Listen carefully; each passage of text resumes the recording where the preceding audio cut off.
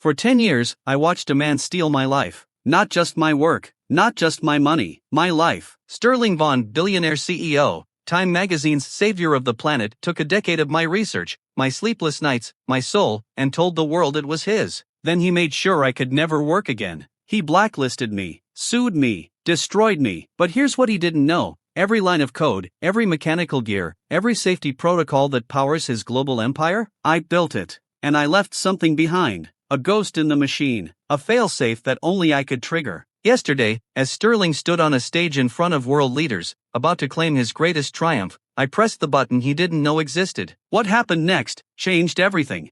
If you've ever felt powerless, if you've ever watched someone take credit for your work, steal your future, and walk away untouched, this story is for you. Because today, you're going to witness what happens when a broken system finally breaks back. Hit that like button, subscribe, because this is one of the most satisfying revenge stories I've ever heard. Let's go. Let me take you back to 10 years ago. My name is David Chen. I'm not special. I didn't come from money. I didn't go to an Ivy League school. My parents immigrated here with nothing, and I grew up in a cramped apartment in Queens, watching my mom work double shifts as a nurse.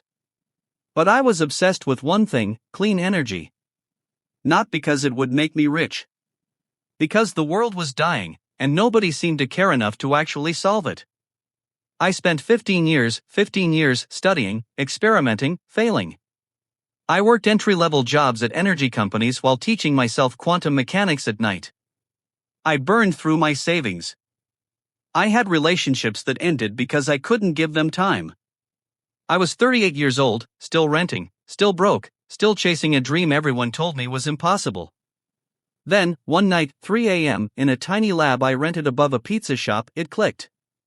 I didn't just theorize clean energy. I engineered it. A revolutionary core that could generate infinite, sustainable power. Not in 50 years. Now. The prototype worked. It actually worked. I was shaking. I remember calling my mom at 4 a.m, and she didn't even sound confused, she just cried. She knew how long I'd been carrying this weight. But I wasn't ready to go public. This invention needed refinement. It needed protection. It needed someone with resources, connections, and most importantly, integrity, to help me bring it to the world. Enter Sterling Vaughan. Sterling was the kind of man who walked into a room and made everyone feel smaller. Tall, silver-haired, always in $1,000 suits. He'd built Vaughan Industries from nothing, or so the story went. He was a visionary. A humanitarian. Every interview, he talked about the future of humanity and making the world a better place. I believed him. God, how I believed him. We met at a tech conference. I was nervous. I showed him my research, not the full prototype, just enough to prove the concept was viable. I watched his eyes light up. For the first time in 15 years, someone was taking me seriously. David, he said, putting his hand on my shoulder, this is extraordinary. I want to help you change the world. I felt seen. I felt validated. I felt like all those sleepless nights, all that struggle, was finally going to mean something. So I made the biggest mistake of my life: I trusted him. Over the next 6 months, I worked directly with Sterling. I brought him into my lab. I showed him the full prototype. Every innovation, every breakthrough, I shared it all.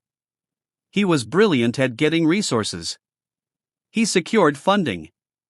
He introduced me to engineers, physicists, people who made my head spin with their expertise. He even suggested I move into the Vaughan Tower to work faster. I thought I was finally home. The morning it happened, I came into my office to find 2 security guards waiting for me. Not police. Not investigators. Security guards. Their hands rested on their belts, and they wouldn't meet my eyes. That's when I knew something was very, very wrong. You need to come with us, one of them said. They escorted me to Sterling's office. He was sitting behind his massive mahogany desk, and for the first time since I'd met him, his face was cold. Calculated. Like I was looking at a stranger. Sit down, David. I sat.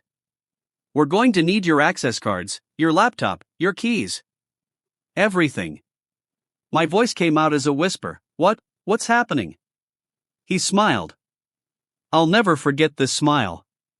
It wasn't cruel, it was worse. It was satisfied. Like someone who just won a game I didn't know we were playing. You're fired. For theft of company intellectual property. The words didn't make sense. What? Sterling, I don't understand. I created the... No, he interrupted, his voice cutting like a blade. You created a prototype. An interesting prototype. But Vaughn Industries owns all employee creations. You signed that contract when you came here, David. Every idea, every invention, every single thought you had while under my roof belongs to the company. Which means, it belongs to me. My chest felt tight. The room was tilting. But we talked about this. When I showed you the research. You showed me your research, he said, leaning back in his leather chair. I'm showing you my company's investment. And frankly, David, while you're a brilliant engineer, you're a liability. You're unstable. You've got no business experience. And right now, you're in the way. The way of what? He stood up and walked to the window. The city sprawled below us, and Sterling looked down at it like a king surveying his kingdom. The way of me changing the world, he said quietly. Ideas are cheap, David. Execution is expensive. And you're just an expense I can no longer afford. He didn't raise his voice. He didn't threaten me. He just spoke like it was settled. Like I was already gone. Security will escort you out. You'll sign an NDA or I'll bury you in legal fees for the next decade. And if you ever speak about this to anyone, if you ever claim any part of this invention is yours, I will personally destroy every opportunity you ever have. You'll never work in this industry again. You understand me? I stood there, unable to move. Unable to speak. Unable to breathe. The security guards touched my elbows, and that's when something in me broke. Not violently, just shattered. Like glass hitting concrete. One of them walked me to my desk. I had 90 seconds to grab my personal items. My photos. My phone charger. The coffee mug my mom had given me. Everything else I'd ever created, gone. Not mine anymore. As we walked out of the Vaughn Tower, I kept waiting to wake up. This had to be a nightmare. This couldn't be real. But it was. The lawsuit came 3 days later. Sterling sued me for theft of trade secrets. He claimed I'd stolen code. He had fabricated emails. He had tampered with logs to make it look like I'd accessed systems I wasn't supposed to be in. My lawyer, a public defender who barely returned my calls, told me I didn't have a case. Sterling had protected himself. The contract I'd signed was airtight. And a billionaire's legal team could outspend me into submission. You can fight this, my lawyer said. But it'll cost you $300,000 in legal fees. And honestly? You'll probably lose anyway. I had $17,000 to my name. So I settled. I signed away my rights. I accepted a non-disparagement clause that meant I couldn't even mention my work without risking more lawsuits. And I walked out of that courthouse with nothing. That night, I sat in my apartment, a place I couldn't afford to keep for much longer, and I watched the news. Vaughn announces revolutionary clean energy breakthrough, the headline read. There was Sterling, wearing a blue shirt for authenticity, talking about his 15-year journey to create this technology. His dedication. His vision. The news anchor smiled at him like he was a saint. They never mentioned me. They never even knew I existed. The next 10 years were a blur of survival. I worked graveyard shifts at a gas station. Then at a warehouse. Then at 3 different places simultaneously just to afford a 1-bedroom apartment in the worst part of the city. I was 38 when Sterling fired me. I'm 48 now, and I don't recognize the man in the mirror. My hair went gray. My hands developed calluses from work I never trained for. I haven't been on a date in 9 years. I haven't taken a vacation since I was 35. I haven't had a conversation with anyone that didn't involve money or exhaustion. Every night, I'd come home to my apartment, a box, really, with a window that faced an alley, and I'd collapse onto my bed. My body would ache. My mind would scream. And around midnight, I'd sit at my laptop, and I'd watch. See, when Sterling stole my invention, he didn't just steal the prototype. He stole my intelligence. My years of research. My essence. But there was one thing he couldn't steal, because he didn't know it existed: the failsafe I'd built into the core itself. When you design something, you leave fingerprints. Mine was a hidden subroutine, a heartbeat. I called it, buried so deep in the code that no one would ever find it unless they were looking for it. And they weren't. Why would they? It served no function. It was just there. Invisible. Waiting. Every night, from that tiny apartment, I communicated with my creation. Not physically. Through backdoor encryption. Through quantum channels that only responded to my biometric signature. My energy core was still mine. Sterling owned the company, but he didn't own the ghost in the machine. And every year, as Sterling got richer, as his face appeared on more magazine covers, as he gave speeches at the United Nations about how he was saving the planet every single year, I monitored. I watched. I waited. He went from worth 5 billion to 10. Then 20. Then 50. He married a supermodel. Built a penthouse in Manhattan. Bought a yacht. He laughed on talk shows about how he'd solved the climate crisis and how his net worth was just a number to him. I was eating ramen for dinner and choosing between paying for electricity and paying for heat. The bitter part? I could have exposed him at any time. The evidence was there. But he'd crushed me so thoroughly, I wasn't even sure anyone would believe me. A disgruntled former employee suing a billionaire philanthropist? Who would believe that? And if I tried, his lawyers would destroy me again. So I did what I was best at, I waited. I studied. I learned everything I could about how his systems worked, how his company operated, how his pride blinded him to his own vulnerabilities. And I planned. For 10 years, from that apartment, with second-hand equipment and a speed of internet that was barely functional, I coded. I engineered. I built a bypass sequence that would take the heartbeat I'd left in the machine and amplify it.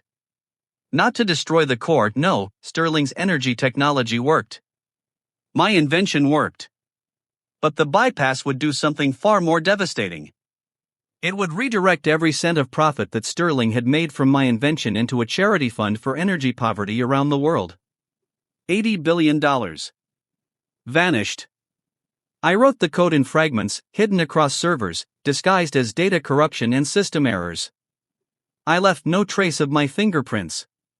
And when it was finally done, when the bypass sequence was complete and waiting for activation, I sat back and I waited. For a moment. The moment. The day Sterling would be proud enough, arrogant enough, to show the world what he thought he'd created. He married a supermodel. Built a penthouse in Manhattan. Bought a yacht. He laughed on talk shows about how he'd solved the climate crisis and how his net worth was just a number to him. I was eating ramen for dinner and choosing between paying for electricity and paying for heat. The bitter part? I could have exposed him at any time. The evidence was there. But he'd crushed me so thoroughly, I wasn't even sure anyone would believe me. A disgruntled former employee suing a billionaire philanthropist? Who would believe that? And if I tried, his lawyers would destroy me again. So I did what I was best at, I waited. I studied. I learned everything I could about how his systems worked, how his company operated, how his pride blinded him to his own vulnerabilities. And I planned. For 10 years, from that apartment, with second-hand equipment and a speed of internet that was barely functional, I coded. I engineered. I built a bypass sequence that would take the heartbeat I'd left in the machine and amplify it. Not to destroy the core, no, Sterling's energy technology worked. My invention worked. But the bypass would do something far more devastating. It would redirect every cent of profit that Sterling had made from my invention into a charity fund for energy poverty around the world. $80 billion. Vanished. I wrote the code in fragments, hidden across servers, disguised as data corruption and system errors. I left no trace of my fingerprints. And when it was finally done, when the bypass sequence was complete and waiting for activation, I sat back and I waited. For a moment. The moment. The day Sterling would be proud enough, arrogant enough, to show the world what he thought he'd created. I give you, Sterling announced, raising his hand toward the switch, the future. And I entered the final command. My finger hovered over the enter key for a moment. One last chance to turn back. One last chance to let him win. I pressed it. And Sterling Vaughan's life ended. The moment his finger touched the switch, something extraordinary happened. The lights didn't come on. Instead, they turned a deep, blood red. The massive screens behind the stage, which were supposed to display footage of the global grid coming online, showing a triumphant Sterling Vaughan lighting up the world, flickered. And then they went black. For 3 seconds, there was silence. Absolute silence. 2,000 people, frozen in confusion. Then the screens came alive again. But not with a promotional video. With footage. Security camera footage from 10 years ago. From my lab. From the moment I'd first shown Sterling the prototype. And there was his voice, unmistakable and crystal clear. This is brilliant, David.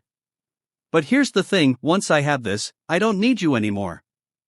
In fact, I'm going to take this, I'm going to fire you, and I'm going to tell the world it was mine all along. And you know what the beautiful part is? Nobody will believe you. I'm Sterling Vaughan. You're nobody. You think a court will go against me? I own judges. I own politicians. I own this entire game.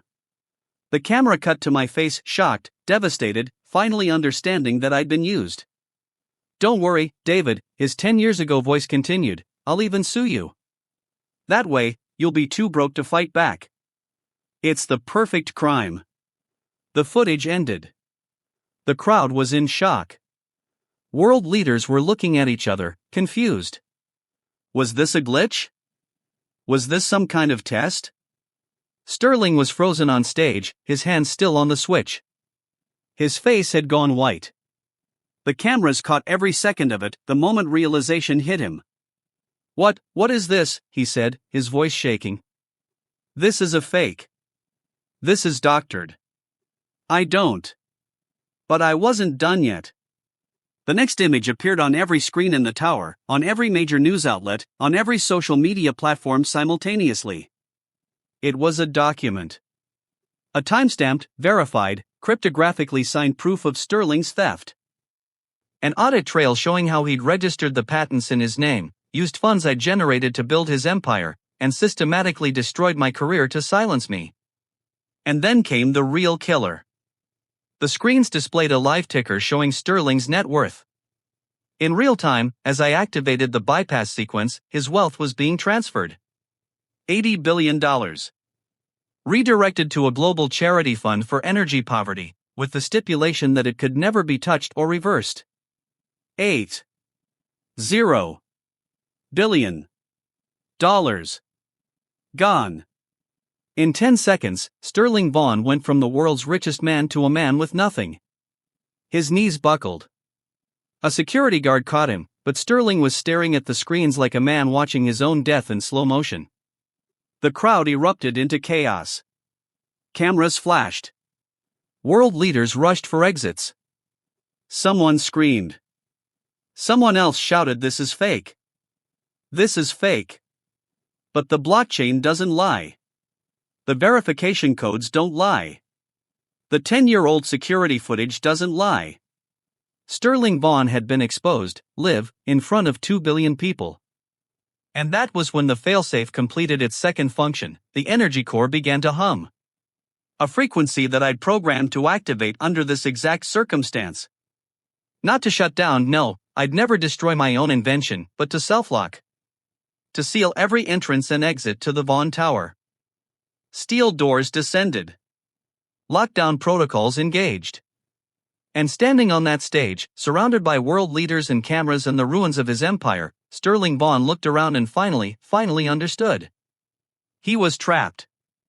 Police had been waiting outside for hours. I'd leaked all the evidence to federal investigators a week before the gala, carefully, anonymously.